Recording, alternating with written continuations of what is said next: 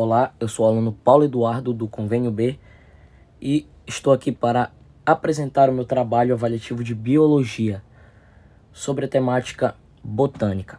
Vamos começar falando um pouco sobre as características das plantas, que possuem células eucariontes com organelas e entre elas um envoltório que envolve o material genético.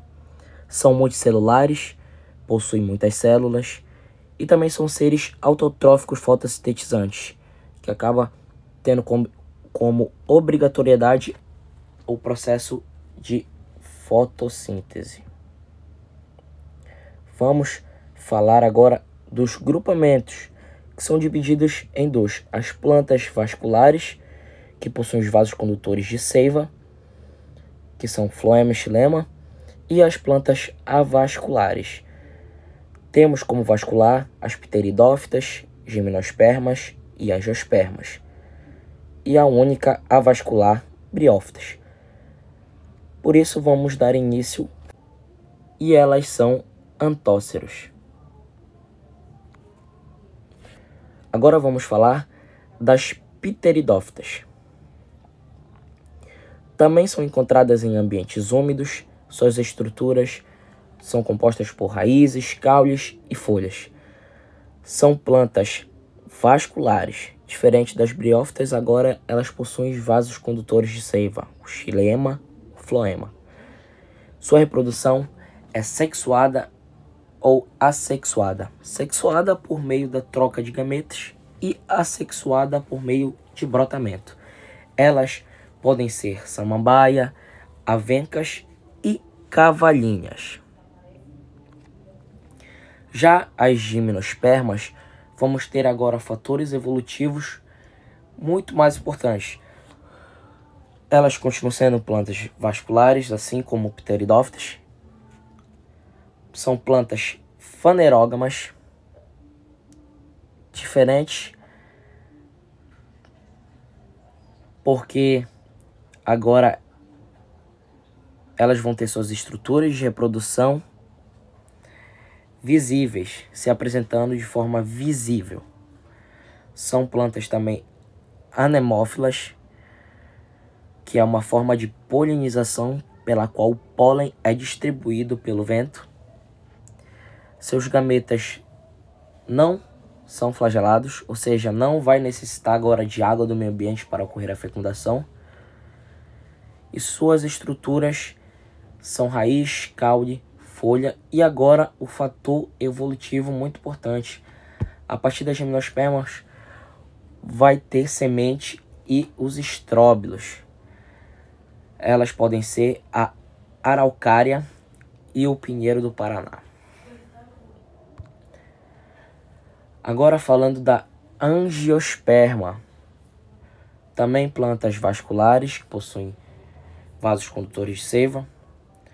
São plantas mais complexas, porque agora ela possui raiz, caule, folhas, frutos e sementes.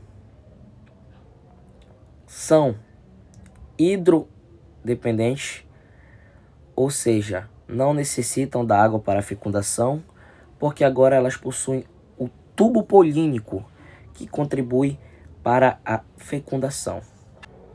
As angiospermas também são divididas em eudicotiledônia e monocotiledônia. Bom, agora eu vou basicamente fazer um resumo, que é o nosso chamado cladograma das plantas, que fala sobre a evolução desde a primeira planta que vimos, que foram as primeiras a aparecerem na Terra, até as últimas plantas. A primeira, briófita, plantas de pequeno porte, eram avasculares, as únicas avasculares. E por isso,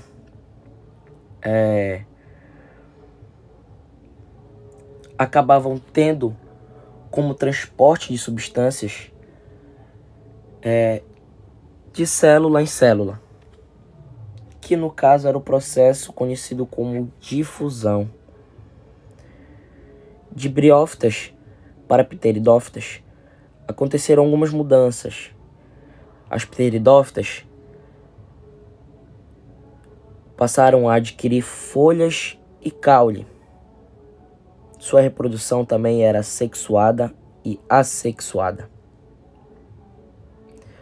De pteridófitas para gimnospermas, passamos a ver que gimnospermas tinham uma evolução que era o aparecimento de sementes e o estróbilo. De gimnospermas para angiospermas, começaram a aparecer flores e frutos. Como vocês podem ver lá em cima, embriófitas, o reino das plantas, todas. As plantas vasculares, somente pteridófitas, gimnospermas e angiospermas. E as plantas com sementes, gimnospermas e angiospermas. Bom, esse foi meu trabalho avaliativo de biologia. Muito obrigado pela atenção.